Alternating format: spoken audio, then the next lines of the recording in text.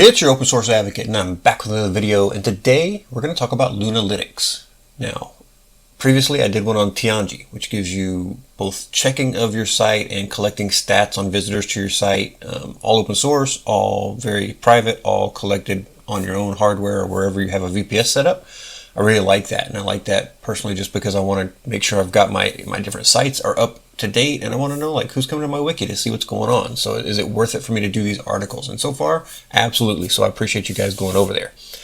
Lunalytics is very similar to that. It gives you different analytics. Now, it's funny because there's actually words here when it first loads, but then it goes to this kind of weird blurred screen, so I don't know what's happening there. But they do have a demo site as well, so you can explore the demo. Just click on that button, and I'll have links to everything in the show notes and the description for you guys. And you'll see it opens up, and you can get some different statistics. And as you would expect, it's got some different sites set up. It's got the Lunalytics, and it's got the Lunalytics API that you can check out. So you've got different ways of actually hitting and monitoring your different sites to make sure that they're up and running.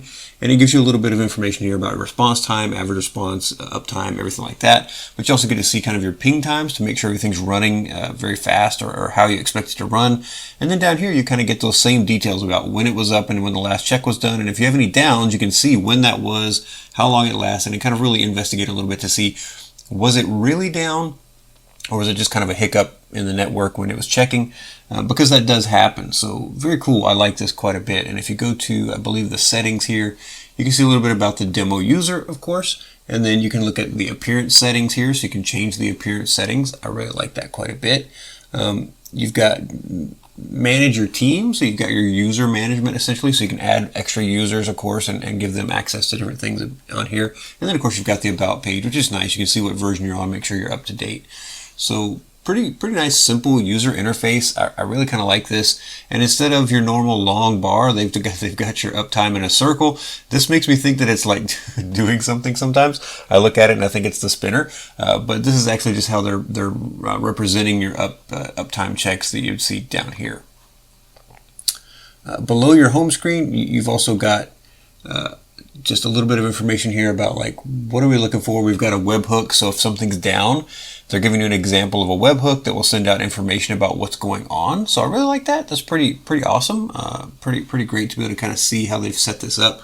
You know, and you can see like here's the webhook and the webhook username, webhook password, and then it's application JSON, and it's got any kind of headers.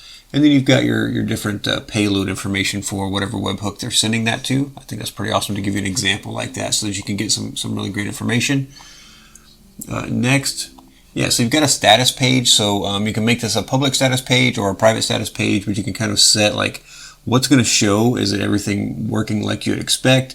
I think this is pretty great as well. This is a nice little ad for things where you're trying to set up different status pages. And you can go in here and just kind of check out what they've got. So you've got the name, the home page location, if there is one, for checking. And then over here, you can kind of set up all of your different items that you want to be monitoring and what that status page is going to have. And then all systems operational. So this is kind of what your status page looks like, which is pretty great. I really like that. And then finally, you can see a preview of what it's going to look like. So if people go to your status page, they can see what's going on. And if you're having a problem, you can go and update that so that they know what's going on. And while you're working on it, you can have an updated status page. Here you can search through any incidents that may have happened. So you can kind of keep up with different incidents that are going on. I really like this as well. I don't see a lot of data here, but you can kind of check things out, see what's going on there. And then you can add an update to your incident list. So you can see you've got different incident lists here going on. And you can add an update to it so that people can see like what's happening with the system. So overall, I think this is a pretty nice application. So if we go back to the monitoring side, there's some pretty cool stuff here. I just want to kind of click add. We're not actually going to add anything, but they do have different types. So Discord, if you're a Discord user, you can get Discord monitoring set up. They have a prize just like Tianji did, which is great because I'm going to set up a prize and see what we can do with that. They have email through SMTP, of course. Now they have Home Assistant just built in, which I kind of like because I do use Home Assistant for my home, so it'd be nice to get notifications through that if I could. They have Pushover, which I don't believe is open source, but it is out there. It's available if you want to try it. Slack if you're a Slack user, Telegram, and then they have webhooks. So A similar list to what we saw in Tianji, except the only difference I think here is the one for Home Assistant specifically. I think Apprise might be my best bet for getting something through their Nextcloud or different ways, but I really like that they have these different options for your monitoring. You can set these things up and then get everything up and running so you kind of get notifications. So I'll do that in a separate video, but I did want to point it out. Now, if you're asking why would I want something like this, again, when you have different sites that you run and different services in your home lab, as your home lab grows, knowing that something is down is not always as easy as just, hey, I went to it and it was down. It might have been down for a long time and you didn't know why. So what this does is just checking occasionally to say, hey, is this thing up and running? If it is it running like I expect? I'm able to reach it pretty quickly. Do I time out trying to get to it a lot of the time? And when that happens, you want to get a notification so you can set up the system to monitor those sites. And if they don't come back with a good response after so many tries, it's going to send you a notification to say like, hey, this thing seems to be down. You might want to check it. And especially when it's services that you depend on for different information, services that your family depends on specifically, or services that you might be providing to other people, you want to make sure those things are up and running. So whether it's in your home lab or out on a VPS, this is a really important piece of software that you'd want to check out and try. So now that I've introduced you to Lunalytics, we're going to get into the install of it and the configuration of it right after this. Before I continue with the video, I just want to say thank you so much to everyone who supports me. You can support me in several different ways, and you can support the channel and keep open source growing. First way is Patreon. Come over here and become a patron. It really helps out, and I'll tell you right now, to all my patrons that I have right now, thank you so much. It means the world to me. I don't think I could tell you how much it means. So truly, thank you. I really do appreciate that. You can do buy me a beer or buy me a coffee as a one-off over at PayPal as well. If you prefer to do it that way, I appreciate it. I love to see those notifications come through. If you're looking to get a little more out of what you're giving, I've written a book, and it's a science fiction book. It's an amazing book in my personal opinion. Of course, I wrote it, so I'm a little bit biased, but I've had a few people read it who said they really liked it. So you could also go over to Amazon and get that. I've got links in the show notes in the description, so you can get to that pretty easily if you want paperback, ebook, hardback. It's completely up to you. I'm really proud of this. It took me a long time to get it written, and I'm happy with the way it turned out. So I hope you'll enjoy it. And if you're not into books, then I've also got a merchandise store that I've been setting up, and I've been doing this for a little while and trying to get it ready, so I'm excited to be putting this out there. But I've got a hoodie. It is white. It's actually a pretty nice looking little hoodie, and it's got the awesome open source logo on it, or one of the logos I've created on it. I've also got a tumbler glass, so if you're a person who likes to have a little drink in the evening like I do, then that might be your speed. If you want to push back a pint, then I've also got a beer mug here. Frosted glass with some logos and some information on it. I've got a wine glass if you're a wine connoisseur. I've also got coffee mugs if you like coffee. And if you're just into the t-shirts, then I've got these amazing t-shirts that you can get. They do have stuff on the front and the back, so check them out. Again, it gives me a little bit, it gives you something out of the deal, so I truly appreciate that you're willing to get out there and do these things. Thank you again. Now let's get back to the video.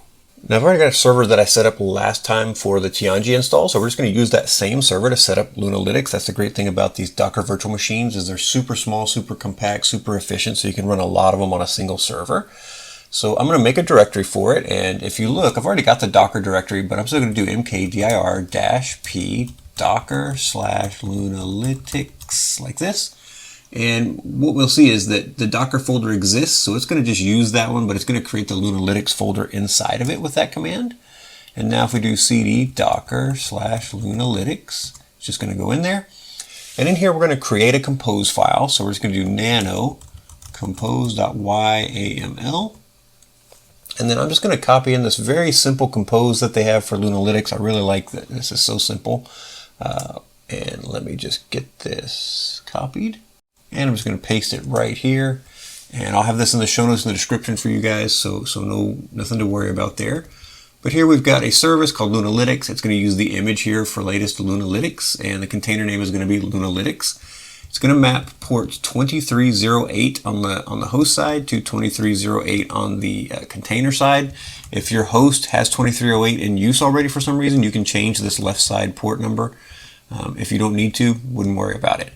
Next, we've got this volume mapping. So it says path to data, and we're just going to use something simple. So we're just going to call this data, and that's going to map to the container in /app/data. You can always change the left side of these. You just don't want to change the right side unless you know what you're doing and you're a developer. Most likely you wouldn't change those because that's expecting things to be in those locations inside the virtual machine. And then we're going to do ./logs is going to map to /app/logs. The / here just means this is actually going to be mapped in the current folder where I'm at. So that Docker Lunalytics folder, it's going to put this data folder inside of there and this logs folder inside of there. So all my data is together for this application. And if I want to back it up and move it somewhere else, I just back up the entire Lunalytics folder and just move it. It's very, very straightforward that way. I'm going to save my changes with Control O and Enter to save it. And then we're just going to exit this, Control X. Now we're going to pull down our changes with Docker Compose pull. And this just checks to make sure, one, that our YAML is good. If we have a mistake, it'll give us an error before it tries to pull, but also it just pulls down the container image that we need. Once that finishes, it's going to extract. And this is a very small one compared to Tianji, which is about 1 gig and almost 2 gigs when, or a little over 2 gigs when it's extracted. This is much smaller, about 111 megabytes. And I don't know what it'll be after it's extracted, but should be not so huge. So once it's done, we'll take a look and see. All right, I'm not sure why that kind of froze on me, but it did for a second. I just had to clear the terminal real quick, and everything is pulled. So we'll do Docker images here, and we can see now we've got Lunalytics. And once it pulled down and extracted, it's about 368 megabytes. So a little bit bigger than I thought it was going to be, but still much smaller than Tianji overall. So if you're looking for a smaller system and you don't need all the features of Tianji, then Lunalytics might be the one that you want. I kind of like this too because you can see that this is up. That's kind of nice. Interesting. So let's do clear, and now we're going to do Docker Compose up-d 2 ampersands Docker Compose logs-f. And what this says is, hey Docker Compose, bring up my containers using the image I just brought down and run it in the background as a daemon or detached. And after that, if I spell this correctly, I want you to actually show me the log output as everything is running. And just follow those logs. And when we want to get out of that, we can just hit Control C. So we're just going to hit Enter. Should start up Lunalytics for us here. There we go. It's going to give us some log output to let us know that it's up and running. And it's telling us, hey, you can reach this at localhost 2308. Now, just like with Tianji, you'd probably want to run this actually with a reverse proxy to get to it. But let's just go to the IP address, and it says /setup to actually get to it. So we need to remember the /setup part. So we'll go here and we'll close their demo, and we'll actually just go to our page 168.50.183 :2308 and then /setup. And everything is up and running, so it's actually going to take us through the setup. And here we want to create a user. I'm sure, yes. So we want to give it an email and a username, and continue, and then we want to give it a nice strong password. So and it gives you the requirements for the password right here, and it checks them off as your password meets those requirements, and then continue. And we want basic setup or advanced setup, and advanced setup says go through each settings and configuration that you set them to your liking, or just get started. Kind of up to you which way you go. Let's go through the advanced one. I've done the basic one already. So database SQLite. They do have PostgreSQL as well, but you need to have a PostgreSQL running somewhere, and I don't have that right now, so we'll just leave it with SQLite. The database name Lunalytics, we'll just leave that. Here, what's the URL? So we could change this so that we've got our reverse proxy pointing to it, but in this case, we'll just leave it as an IP, but just set up a reverse proxy and you just give it this name that you want it to be at. Pretty straightforward. Your database retention, how long do you want to retain the information? So it's given us 6 months. So here you can see you've got 12 hours, 1 day, 1 week, 1 month, 1 year. So you can just add a different number in front of those different letters to mean something. So in this case, it's 6 months, which is probably just fine. We'll leave it. We'll hit continue, and everything is set up. So it was very quick to get that set up and just go through those settings very quickly. And again, once we're here at the home page, we're kind of set. We can add something to actually check. So it wants us to add a monitor. We have basic, we have intervals, we have notifications, and we have advanced. And then over here we've got create. So if you want notifications, it might be good to go set up your notifications first. I don't have a prize set up yet, but I'll do that in a follow-up video coming up. So we'll call this OSIA, and it's an HTTP request, and we're going to use the icon for book stack, and it's off the screen because I have the screen blown up so big. Let's try again. Right there. and then we'll give it the monitor parent. There's no parent, we just need to give it the URL, https://wiki.opensourceisawesome.com. And then if there's anything for the head, you can put stuff in there. And the next thing we need is intervals. So I want this to check every 300 seconds, that's every 5 minutes, and I want it to check at least 3 times before it sends me anything. And the retry interval, you can make it faster. I like this setting. I didn't see that in Tianji, that if it fails, it'll wait a minute and try again, or 30 seconds or whatever you want, versus waiting the whole 5 minutes. I really like that. And then our request timeout is 30 seconds. So if something fails, that's how long it's going to wait. If I had notifications, I would set one. I don't. And then here's advanced if you have anything you need to set up through the advanced side. Other than that, we're going to hit create. All right, we've got our monitor set up here. Let's just refresh and see if it already ran something. Yeah, there we go. So it's already run something. We just had to refresh to kind of see the results. But there you go. You can see the time, the average response. You can see the dot there. And of course, as time progresses, every 5 minutes, I'm going to get another dot here, and it's going to start generating this graph. And then we'll get some details down below. But you can see right now my system is up.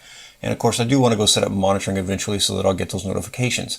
I'm going to have to decide, do I really want to use Tianji or do I want to use this one? And I think the only thing I like about Tianji is that it also has the website visit analytics stuff that I like. I think that's pretty great, so I may stick with that one.